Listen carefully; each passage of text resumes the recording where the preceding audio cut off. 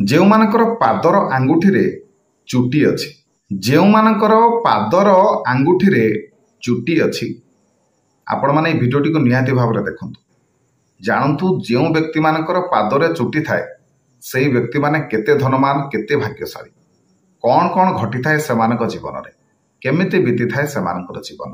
ସେମାନେ ଧନୀ ହେଇଥାନ୍ତି ନା ନିର୍ଦ୍ଧନୀ ହେଇଥାନ୍ତି, ଭାଗ୍ୟବାନ ହେଇଥାନ୍ତି ନା ଭାଗ୍ୟହୀନ ହେଇଥାନ୍ତି। ଆସନ୍ତୁ ଜାଣିବା ଏ ବିଷୟରେ। ନମସ୍କାର, ମୁଁ ମନୋଜ ଦାସ, ସ୍ୱାଗତ ଆପଣମାନଙ୍କୁ ଆଜିକାର ଏହି ଭିଡ଼ିଓରେ। ଆଜିକାର ଏହି ଭିଡ଼ିଓରେ ଆମେ ଜାଣିବା ଯେଉଁମାନଙ୍କର ପାଦର ଆଙ୍ଗୁଠିରେ ଚୁଟି ଥାଏ ସେଇଭଳି ବ୍ୟକ୍ତିମାନଙ୍କ ବିଷୟରେ। ତେବେ ବହୁତ କମ୍ ଲୋକ ଏମିତି ଥାନ୍ତି ଯେଉଁମାନଙ୍କର ପାଦର ବୁଢ଼ା ଆଙ୍ଗୁଠିରେ ହେଲା ବା ତା ପାଖ ଆଙ୍ଗୁଠିରେ ହାଲକା ହାଲକା ଚୁଟି ହେଇଥାଏ। ତେବେ ଆମ ଜ୍ୟୋତିଷ ଶାସ୍ତ୍ର ଏବଂ ସାମୁଦ୍ରିକ ଶାସ୍ତ୍ରରେ ଏହି ବ୍ୟକ୍ତିମାନଙ୍କ ବିଷୟରେ କିଛିଟା ବର୍ଣ୍ଣନା କରାଯାଇଛି। ତେବେ ସେହି ବର୍ଣ୍ଣନା ଅନୁସାରେ ସେହି ବ୍ୟକ୍ତିମାନଙ୍କର ଭାଗ୍ୟ କିପରି, ସେମାନେ ଭାଗ୍ୟଶାଳୀ ହୋଇଥାନ୍ତି କି ନା, ସେମାନେ ଜୀବନରେ କେତେ ଧନ ଉପାର୍ଜନ କରିପାରିଥାନ୍ତି, ଧନବାନ ହୋଇପାରିଥାନ୍ତି ନା ସେମାନଙ୍କର ସଦାସର୍ବଦା ଆର୍ଥିକ ସମସ୍ୟା ଦେଖା ଦେଇଥାଏ, ଏ ବିଷୟରେ ଜାଣିବା। ଭିଡ଼ିଓଟିକୁ ଶେଷ ପର୍ଯ୍ୟନ୍ତ ଦେଖନ୍ତୁ, ଏ ସମସ୍ତ ବିଷୟରେ ଆପଣମାନେ ଜାଣିପାରିବେ। ତେବେ ଯେଉଁମାନଙ୍କର ପାଦର ଆଙ୍ଗୁଠିରେ ଚୁଟି ଅଛି, ଜାଣି ରଖନ୍ତୁ ଏମାନେ ବହୁତ ଭାଗ୍ୟଶାଳୀ।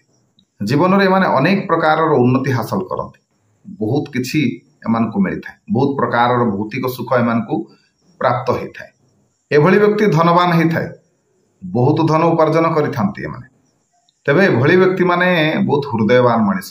ଛୋଟ ଛୋଟ କଥାକୁ ମଧ୍ୟ ଏମାନେ ଭାରି ଧରନ୍ତି। ଛୋଟ ଛୋଟ କଥା ମଜାରେ କିଛି ଏମାନଙ୍କୁ କହିଦେବେ, ଏମାନେ ଖରାପ ଭାବିବେ ଆପଣଙ୍କୁ। ତେଣୁ ଏମାନଙ୍କ ସହିତ ଯେତେବେଳେ ଆପଣମାନେ ମିଳାମିଶା କରୁଛନ୍ତି, ଭାବିଛନ୍ତି ତାଙ୍କୁ କିଛି ବି କଥା କହିବା ପୂର୍ବରୁ ଭାବିଛନ୍ତି ନିହାତି ଭାବରେ କହିବେ। ଜାଣି ରଖନ୍ତୁ ଏଭଳି ବ୍ୟକ୍ତି କେବେ ବି କାହାର ଖରାପ ଚିନ୍ତା କରନ୍ତିନି, ସବୁବେଳେ ଭଲ ଚିନ୍ତା କରନ୍ତି। ଅନ୍ୟର ଯେକୌଣସି ଯେତେ ଖରାପ ପରିସ୍ଥିତି ହେଇଥିବ ତାଙ୍କ ବନ୍ଧୁଙ୍କର, ସେ ଚେଷ୍ଟା କରନ୍ତି ତାଙ୍କ ସାଥ ଦେବା ପାଇଁ। ଏମାନେ ଏତେ ଭଲ ମଣିଷ ଯେ ଅନ୍ୟର ଦୁଃଖ ସମୟରେ ଏମାନେ ପୁରାପୁରି ଛିଡ଼ା ହେଇଥାନ୍ତି ଏବଂ ଅନ୍ୟକୁ ସପୋର୍ଟ କରିବା ପାଇଁ ଏମାନଙ୍କର ଯେତେ ବି ଅସୁବିଧା ହଉ, କିନ୍ତୁ ଏମାନେ ଅନ୍ୟକୁ ସପୋର୍ଟ କରିବାକୁ ଯାଇକି ଏମାନେ ଅସୁବିଧାରେ ପଡ଼ନ୍ତି, କିନ୍ତୁ ତଥାପି ସପୋର୍ଟ କରନ୍ତି। ଜାଣି ରଖନ୍ତୁ ନିଜେ ପଛେ ପୁରା ତଳିତଳାନ୍ତ ହେଇଯିବେ, ପୁରା ବର୍ବାଦ ହେଇଯିବେ, କିନ୍ତୁ ଅନ୍ୟକୁ ସପୋର୍ଟ କରିବାଟା କେବେ ବି ଛାଡ଼ିବେନି। ଆଉ ଜାଣି ରଖନ୍ତୁ ଏମାନଙ୍କ ଦ୍ୱାରା କାହାର କିଛି ଅନିଷ୍ଟ ହେବ, କାହାର କିଛି ଖରାପ ହେବ, এটা କେବେ ବି ହେବନି। ଏମାନେ କେବେ ନିଜେ ମରିଯିବେ ପଛେ ଏମାନଙ୍କ ଦ୍ୱାରା କାହାର ବି କୌଣସି ପ୍ରକାରର ଅସୁବିଧା ଯେମିତି ନ ହେବ ସେଥିପ୍ରତି ନିହାତି ଭାବରେ ଏମାନେ ଦୃଷ୍ଟି ଦିଅନ୍ତି। ତେବେ ଜାଣି ରଖନ୍ତୁ ଆପଣଙ୍କର ଯଦି କେହି ଏଭଳି ସାଙ୍ଗ ଅଛନ୍ତି କିମ୍ବା ଆପଣଙ୍କର ହଜବେଣ୍ଡ ହୁଅନ୍ତୁ, ଆପଣଙ୍କର ସ୍ତ୍ରୀ ହୁଅନ୍ତୁ, ଯେ କେହି ହୁଅନ୍ତୁ, ଆପଣଙ୍କର ବାପା ହୁଅନ୍ତୁ, ମା ହୁଅନ୍ତୁ, ନିଶ୍ଚିନ୍ତ ଭାବରେ ସେ ଜଣେ ହେଉଛନ୍ତି ହୃଦୟବାନ ମଣିଷ ଏବଂ ଚେଷ୍ଟା କରନ୍ତୁ ତାଙ୍କ ସହିତ ବହୁତ ଭଲ ସମ୍ପର୍କ ରଖିବା ପାଇଁ। କାହିଁକିନା ଏମାନେ ବହୁତ ଭଲ ମଣିଷ, ହୃଦୟରୁ ମଣିଷ। ଏମାନେ ବୁଦ୍ଧିରୁ ନୁହଁ, ଦିମାଗରୁ ମୁଣ୍ଡରୁ ନୁହଁ, ଏମାନେ ସବୁବେଳେ ହାର୍ଟରୁ ଚିନ୍ତା କରନ୍ତି। ତେଣୁ ଏଇଭଳି ବ୍ୟକ୍ତିମାନେ ବହୁତ ବିରଳ, ବହୁତ ଭାଗ୍ୟବାନ, ବହୁତ ଧନବାନ ଏବଂ ହୃଦୟବାନ ମଣିଷ। ଏମାନଙ୍କ ସହିତ ଯିଏ ଭଲ ଭାବରେ ମିଶିଲା ନିଶ୍ଚିନ୍ତ ଭାବରେ ଏମାନେ ତା ପାଇଁ ଜୀବନ ଦେବାକୁ ପଛାନ୍ତି ନାହିଁ। ସେଇଭଳି ବର୍ତ୍ତମାନ ଯେମିତି ଆପଣମାନେ ଚିତ୍ର ଦେଖୁଛନ୍ତି, ବୁଢ଼ା ଆଙ୍ଗୁଠି ପାଖର ଆଙ୍ଗୁଳିଟି ଯେଉଁମାନଙ୍କର ବି ଲମ୍ବା ହେଇଥିବ ଏବଂ ସେଇ ଆଙ୍ଗୁଠିରେ ଯଦି କିଛି ଚୁଟି ଥିବ, ତାହେଲେ ଏମାନେ ବି ବହୁତ ଭାଗ୍ୟବାନ ମଣିଷ। ବୁଢ଼ା ଆଙ୍ଗୁଠି ଏବଂ ତାଙ୍କର ଏଇ ଯେଉଁ ପାଖ ଆଙ୍ଗୁଠିଟି, ଏ ଦୁଇଟି ଆଙ୍ଗୁଠିରେ ଖାସ କରିକି ଯଦି ହାଲକା ହାଲକା କିଛି ଚୁଟି ଅଛି, ତାହେଲେ ନିଶ୍ଚିନ୍ତ ଭାବରେ ଏମାନେ ବହୁତ ଭଲ ମଣିଷ, ହୃଦୟବାନ ମଣିଷ।